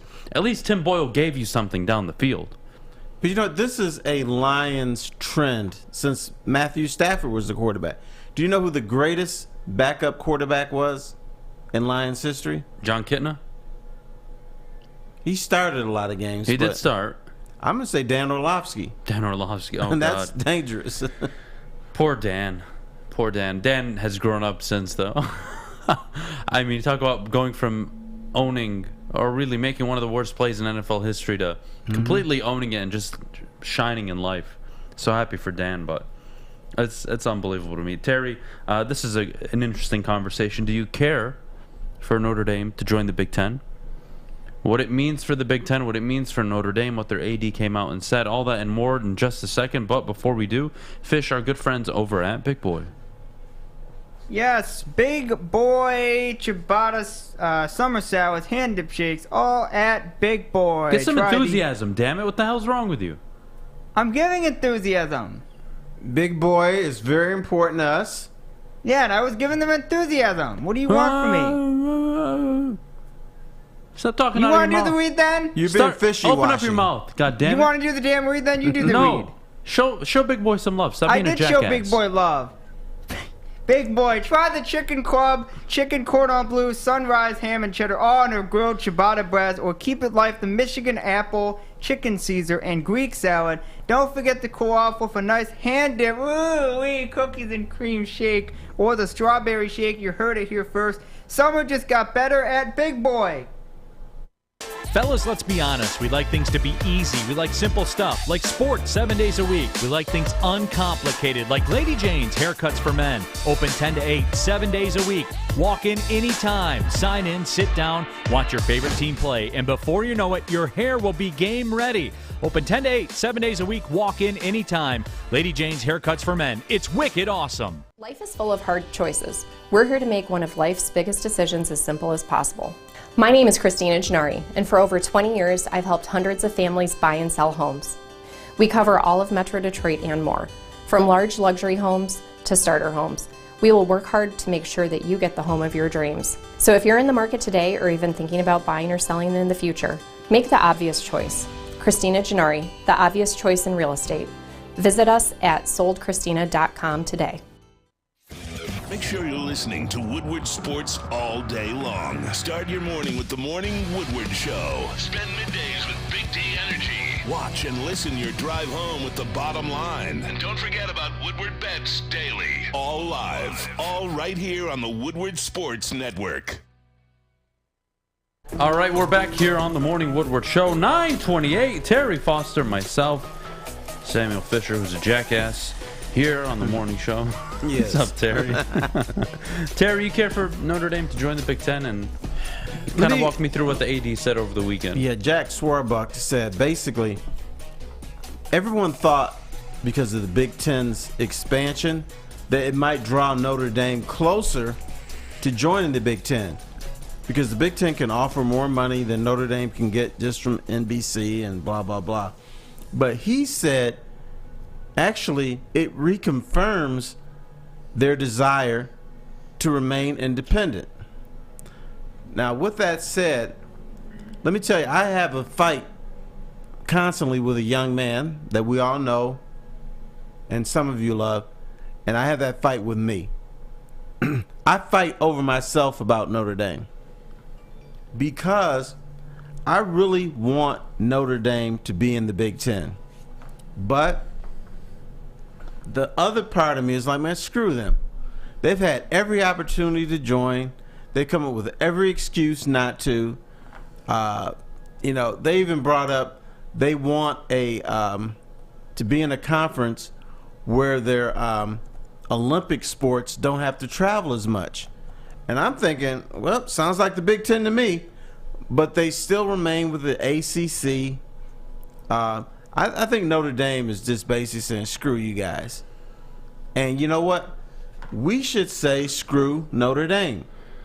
Not only that, but if Notre Dame's going to act this way, no preseason games with Michigan or Michigan State or Purdue or Indiana or Ohio State. They're done. Well, it's just the way it should be, but... So banning them from scheduling out-of-conference games with Notre Dame. Yes. See, that would mess them up, and I'll tell you why. So they open up the season in Columbus. Then they play Marshall, Cal, North Carolina, BYU, Stanford, UNLV, Syracuse, Clemson, Navy, Boston College, and then USC, who will eventually be a Big Ten team. So I look at Notre Dame's schedule this year. It's tough. It's a really damn good schedule. If you tell me they were an 11-win team, they're a college football playoff team. Because that means they would have beaten 2 out of these 3 teams. Clemson, Ohio State, and USC. That's impressive. It is. That's impressive. So if it does get to that point where the Big Ten sanctions itself and says, we're not scheduling Notre Dame games anymore. They want to go schedule SEC games, they can be our guest. Or the flip side happens. And in Freeman's first year, after a very, very successful recruiting trail, they lose to Ohio State, they lose to Stanford, they lose to Clemson, they lose to USC. And they're an 8-4 team. Then what? See, like, this is the problem with them even joining the Big Ten. Are they going to be an 11-win, 10-win team every year? No. No one is. No one is always, but if you believe you can get to a level like Ohio State, you win 10 games every year in the Big Ten. I know that's what Southern Cal is going to be expecting every year. Minimum 10 wins. Minimum. We'll accept 11-1 depending on who we play. But it won't even happen for USC every year. But but the thing is, here I'm gonna morph over to the right side of me. Screw Notre Dame. We don't play them. Let them have their little popcorn schedule, because now there's the possibility that Notre Dame will not play Purdue, which they love because it's an in-state thing. That's big for them. Michigan, Ohio State, USC, and maybe Stanford. So you take all those teams off the table. Who are you playing? Clemson is your big guy, and they don't play Clemson every year. So the thing with Notre Dame, and I don't blame them a bit for this, Terry, is the NBC money, right? They don't have to split it with anybody. They don't. But the thing is, even if they split, with the TV contract, the way it looks like it's morphing out, they could get more money being in the Big Ten than they can as a independent, not splitting the money. That is also true. It's actually, I believe, 30-40 million more. And I'm not going to sit here and say Notre Dame should join the Big Ten anymore. I do think they should, but I'm done arguing for it. They're clearly too stubborn. It's clearly beneath them. But I'll ask you guys. You know what? I'm going to step in for the new and improved Adham. No, they're being dicks. That's what they're being. No, they're being dicks. Absolutely. And one of the things I've come to understand, though, and also I question, is, don't we all miss the miracle at the Big House? Not that Michigan won. I don't care. It's irrelevant. But that game, a night game between Notre Dame and Michigan, isn't that something you'd want every other year? Yes. If that's how it broke down. For me, this isn't just about wins and losses anymore. This is about putting out the best possible football product. When college football is down in ratings, down in attendance for the last 5 years, It's because of matchups like Notre Dame versus Marshall, Alabama versus Louisiana Tech, whoever the hell it is. Nobody wants to watch those on a Saturday. We do want to watch Notre Dame, Ohio State, Notre Dame, Michigan, Michigan, USC, Alabama, Ohio State. We want to watch that. We really do. And when you can put in a system in a super conference, quote unquote, that doesn't punish teams for losing games, I am all for it. Expanding the playoffs, allowing a 9-3 Notre Dame team, let's say, hypothetically, that loses to Clemson, Ohio State, and Notre Dame, or USC, but they win out the rest of their games.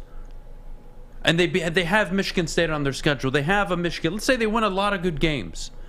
They get in. They just do. Now you have more 10-win teams getting in. And all the teams are going to be playing each other. It's not like one team is going to have a more difficult strength of schedule. Maybe slightly based on whether they're home or away. But when you adopt this model, you are not punished for playing good teams. You're rewarded for it. You're making more money, more concessions, more sellouts, more ratings on TV, which means more money for you in the future. Come on. It's a no-brainer for me. Right. I think in hindsight, we should have said the hell with Notre Dame when they stopped playing Michigan. They took Michigan off their schedule, or we're not going to play them. But, dude, Michigan and Notre Dame is a special game. So why would you take that game off and then play North Carolina? And even though Clemson is now a powerhouse, maybe it's because I'm from the Midwest, I'd much rather see Michigan Notre Dame because of the tradition. They've played each other often. I'm not accustomed to Notre Dame Clemson. That's not special to me. So screw them. You can't help somebody who doesn't want to. You can only, what is it the saying? You can only bring the horse to water. You can't make it drink it. That is true. Something like that. The hell do I know? We should smack that horse. Or punch it like Alex Scaris did in We'll see. We'll see. Terry, you have a quiz for us. Can you give us a little preview? What it's going to be? Yeah, it's just it's a little quirky stuff about me. You have to guess which. Oh, okay. I'm game for this. It's multiple choice. I always get nervous when you ask questions. No, it's not about you all the time. Thank God. It's not about embarrassing you or making you feel less than. That's not my purpose here on Woodward Sports, although I do that sometime. Well, it's appreciated. When we get back, Terry's quiz on himself for myself and Fish. But before we do, Fish, our good friends over at the Academy of Warren. And Westfall can participate. You going to allow him? We'll see. If he wants. He's in a surly mood today, so you may not want to He's a little horny right now, so I don't know if we want to talk to him. Oh, wow. Okay, the Academy. Good? Go ahead, Fish. All right, Academy of Warren, the brand new state-of-the-art sports dome field house that has regulation-sized basketball court, volleyball court, soccer field, also used for good old 7-on-7 football. The kindergarten through 8th grade that features AM/PM latchkey, small classroom sizes, learning street, futuristic media center, free breakfast and lunch, and K-8 athletics. Enroll today at theacademyofwarren.net. It took exploring 50 different formulas and hosting countless taste tests, but we believe Gypsy Vodka is the smoothest vodka on the market. Don't believe us? Ask the owners. We're Mike and Adam Kazanowski with High Five Spirits Distillery. We're in close to about 1,200 locations throughout Michigan. We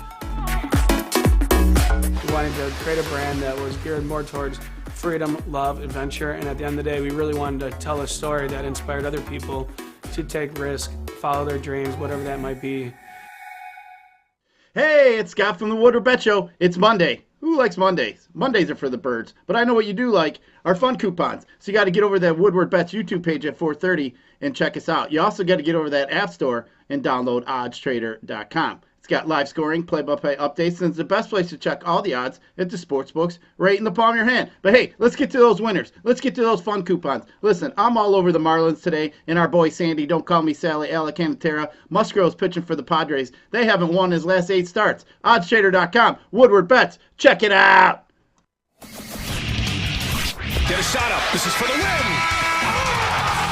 All of Detroit's sports teams live on Woodward.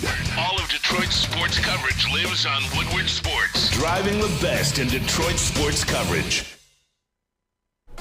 Okay, we're back here on the Morning Woodward Show. Thank you all for joining us on a beautiful Monday morning. Fish, myself, Terry Foster, you know the crew. Terry? Yes, sir. We'll call this Terry's quiz. Yes. I'm going to get them all right. All right. Whoever gets the most right, you win a prize. I don't know what it's going to be, though. Whoever gets the most right gets to punch one person in the room of their choice. Punch? Why are you so violent, man? I'm trying to get after Fish right now, so let's just go with it. That was going to happen anyway. I'm prepared. All right. Question number 1. I worked at a sports bar called the Lindell AC. Okay. And I was the setup guy. Now, when I disappeared and went upstairs, everybody knew I was doing one of 3 things. Oh, boy. 1, I was going upstairs to bring the wine down for the day. I was going up to beat my meat. Or I was going up there to bring the napkins and other assortments down for the day. Which is the correct answer? Fish, you can answer first. I'm going to say beat your meat, I guess. I don't know. It's probably wrong, but I'm gonna agree with Fish. I'm gonna say you were beating your meat, dude. Westfall? You sick freak. I'll go with napkins. The napkins. All right. When I went upstairs and disappeared for a little while, I went up to beat my meat. You sick ass. Now let me explain. You can't explain that. Yes, I can. No, we want exclamations. The Lindell AC served hamburgers, and they also served these steak sandwiches.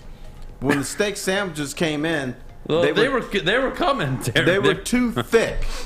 Okay. So I had to go up there and pound the meat with this. The mallet? Like a mallet, right. So everybody would joke, oh, where's T? Oh, he's up there beating his meat. All right, now we got context. That makes so much more sense. But see, you that's get a why point, he brought it up. and Fish gets a point. Hell yeah. All right. Hell yeah.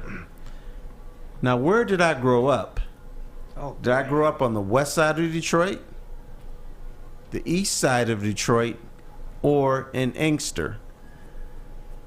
Oh, boy. Fish, you can go first. You want me to go first? I'll go Inkster. I'm going to say you grew up in the west side. Okay. Mr. Westfall? I want to say west side. West side, okay. I grew up on the west side of Detroit. Hey, Fish, suck on these, So buddy. you... 2 for 2, bitch. You're in trouble. There's only 2 more left. Let's keep All it right. going. We're going back to the Lindell AC. Okay. Now, on certain Saturdays, I got to serve a WWE or WWF wrestler hamburgers. Okay. Was it Andre the Giant, The Sheik, or Bobo Brazil? We don't get any hints? Nope. No. Answer Okay. first, I buddy. already gave you a hint, but you don't realize it. Oh, boy. Well, I know it already, so we're going to let Fish answer first. How do you know already? I already know the answer. Andre the Giant? All right, Westfall? Bobo. It's the Sheik. The Sheik did not perform in the WWE. Neither did Bobo Brazil. That was the hint. It was Andre the Giant. I thought the Sheik was in the WWE. No, he was in the... well, how's he in the Hall of Fame? He was big-time wrestling. Are you sure? Yeah, are you sure he's not in the Wrestling Hall of Fame? Not He the. is in the Wrestling Hall Yeah. of Fame. So, point goes to Westfall. No, I said Bobo. Oh, you said Bobo. Okay, then it's Fish and Adam are now tied, heading into the last question. I and should this make one fun of you right now, Adam. is going to be close to home for Adam. Oh, God. Because on Sundays, my boys, well, they were older than me. They used to do, I never participated, but they used to do something on Sundays.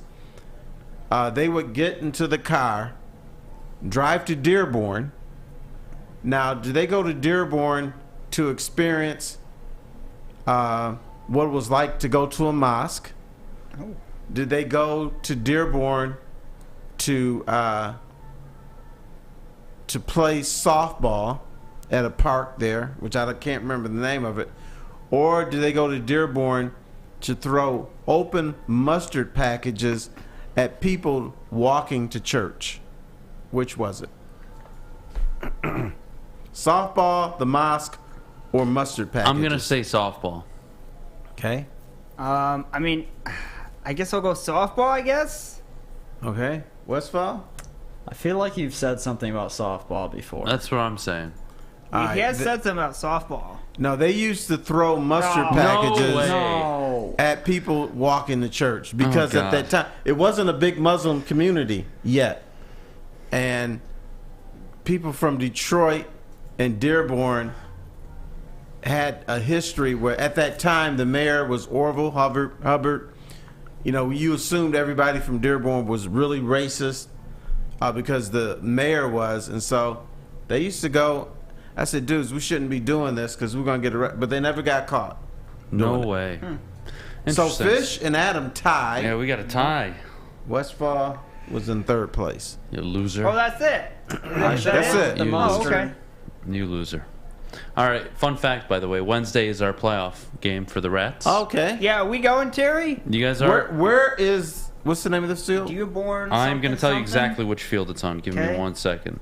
So Wednesday's Wednesday. game is at Ford Woods. Ford Woods. I don't know where that Ford is. Road the and company. Greenfield. Okay. That big park. Okay, I know where that is. That's where it's going to be. And then the game after will be at the same field. And then August 18th, which is that Thursday, will be the semifinal and final. Why are you going to play on Thursday? Because aren't the... Yeah, I'm dodging the Space Dogs. Oh, boy. Oh, man. Oh, Yeah, that's if we win both games today. No Or Space Wednesday, I Dogs. should say. Okay. So I'll know Wednesday What time Wednesday? Wednesday at 6:15 and 7:30. Both games. Respectable times. Yep. So it's going to be fun. And you're a number 2 seed? We are the number 3 seed. Oh, okay. Yep. So it's going to be fun, man. It's going to be fun. We're playing good What teams. position do you play? I play second and short. It really just depends on who shows up. Okay. All right. Yeah, we have a really good infield, so we're one of the best. We're one of the best infields, I think, in the league for sure. Fish? We turn like 2 double plays a game easily. What do you think? You guys What's should the name show of your up. dog? The Rats? Yeah, we can go. The Rats, yeah. Yeah, the Rats. I played on a softball team called the Rats. No way. Ooh. Yeah. We were, it was in at Dearborn? Central Michigan. It wasn't in Dearborn. It was in Central Michigan. We were on He the was too busy throwing mustard packets. we in were on Dearborn. the terrace, which is the bottom floor in the basement, and so we called ourselves the Sachs Rats. Oh. And I also played softball in Dearborn. Oh. It was a media league. I played for the Free Press team for a few years and the Detroit News team for a few years. Were you guys any good? Yeah, we won a couple of championships. Oh. Usually no worse than 3rd or 4th in the league, so we were competitive. That's good.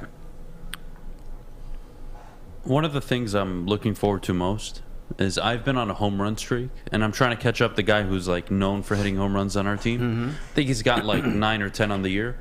I've had like 5 over our last 2 games, so I'm really trying to catch up. Wow. I think my total for the season's at 6, so I'm trying to hit 4 to 5 home runs. Now, this are Wednesday. you over the fence home run guy or inside the over park the home fence? run guy? Oh no, Okay. I hit nukes, Terry. Okay, now what? Now some leagues, if you hit 2 There's a home run limit. Yeah, I was in our gonna say, league. what's the home run limit? In our league, it's 4. You can hit 4 in a game. 4 in a game only. I know some leagues where it's just 2. Yeah, I mean, Yeah. it depends on the league, right? I mean, some leagues, every single player on the team can just hit it out whenever they want. So, Right. You know, that's Isn't those the are Space some of the more Dogs- competitive leagues. Isn't but, the Space Dogs 2? in the Space Dogs League, it's only 3. Okay. Yeah, so we're going to take a quick break. When we get back, mailbag time.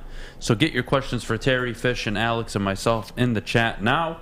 But before we do, I got to tell you about Planet Fitness, our good friends over at Planet Fitness, actually sponsors of the Woodward Sports Studios. Of course, $0 down, $10 a month is how you can get started today.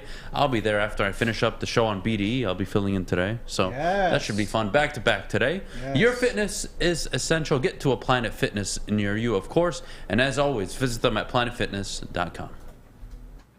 At work and at home, we're there with smarter security solutions. Featuring complete automation with customized alerts and more. For over 90 years, we've been the company that's been counted on to protect what matters most, all with personalized service and care. Right now, for a limited time, receive a free video device plus free installation with a new home system. Guardian Alarm. We protect Michigan.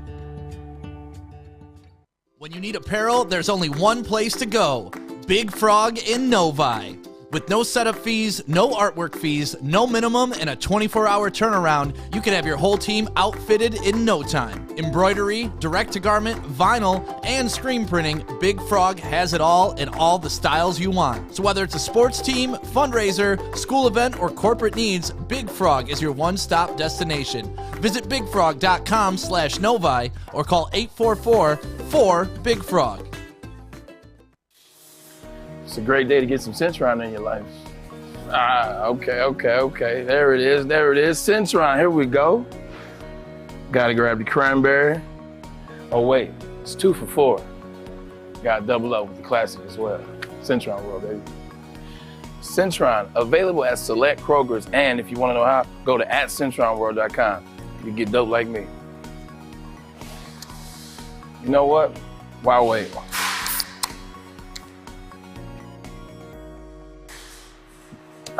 Great taste, guaranteed.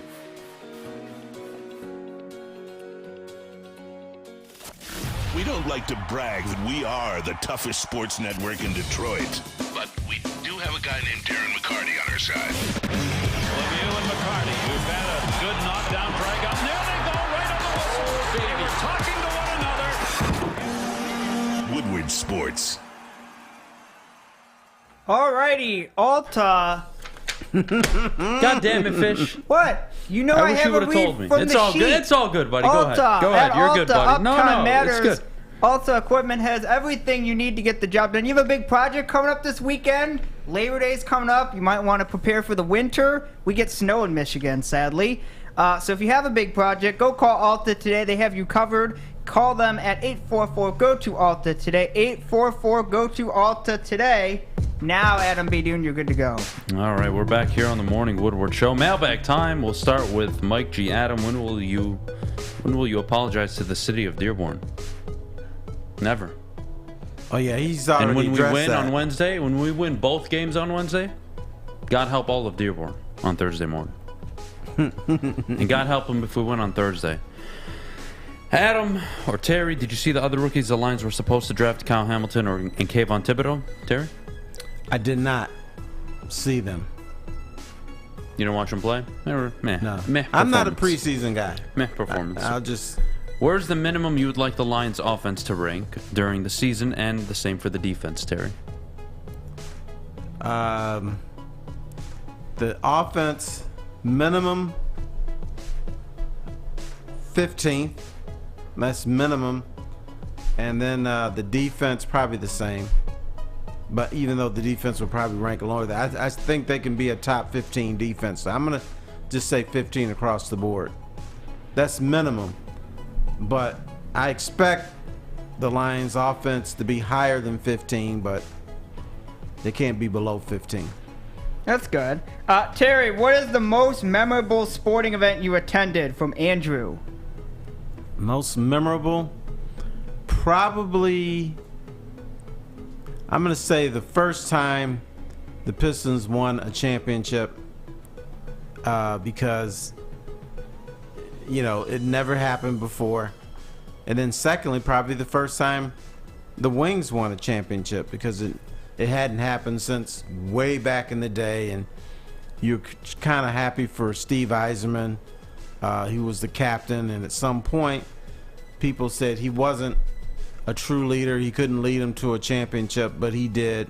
And then he became a great quote-unquote captain. So probably those two.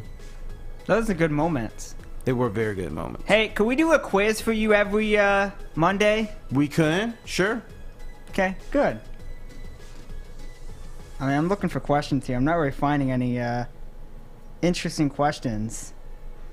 What are you doing the rest of the day, Terry Foster? Anything cool? I'm going to say goodbye to my son. Okay. Oh, he goes back today? He's going back today. We moved, I don't. Yeah, you moved him There's in. certain things I don't understand. We moved him into his apartment on Saturday, but then he came back home with us. I thought we were getting rid of your ass. Nah, he's got to do something else, and then he's going to come back Wednesday because he has a doctor's appointment. I said, dude, you should just stay till Wednesday. So I guess I'm going to say goodbye to him, and then I have to, and this is boring, I have to clean the basement. Oh, is it a big basement? Is it finished? It's finished. Okay. And we got a TV and a bar down there and a bathroom. And oh, that's their man cave, right? It's the man cave, right. So supposedly he cleaned the bathroom, and I'll do the rest because I don't trust him to do it the right way. Okay, Drew Bush, Adham, Terry, and Fish, burgers or hot dogs? For me, it's burgers. Okay. I am a burger guy. I could eat a hamburger every day of my life. Now, I don't do it because it's probably not the best thing for you, but I could eat a burger every day, for lunch and dinner. Love them. I can do both. I like I love a burger. I love a hot dog. I like them both. Yeah, but sometimes I hear you, but sometimes people screw up hot dogs. One, they don't grill them. Oh yeah. Or they get that cheap stuff, which I don't like. See, here in Michigan, there's no reason to have a cheap hot dog because in the state of Michigan, we have the highest standard for hot dogs in the nation, or among the highest. Like in some place, you can have pig bone and pig snoot and all that kind of stuff. My understanding here, you can't do that.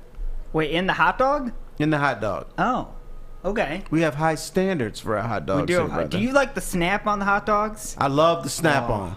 I want that natural casings and grill it, and I like when the hot dog pops. So yeah, but hamburger. Like it. Here we go. Cobezilla, do you think the fan base will eventually turn on Hutch this season when his stats go down only because he'll be consistently doubled? No. I am hoping that our fan base is sophisticated enough to see that. Yeah, there's going to be some clowns that say, all right, he hasn't had a sack in 2 games, blah, blah, but then they won't recognize that other guys are making plays because Hutch is double teamed. So I'm hoping our fan base is a little smarter than that. Okay. This is probably a question for you. Will Antonio Brown go into the CMU Hall of Fame? Yes. Whoa. Antonio Brown is a clown. Yeah.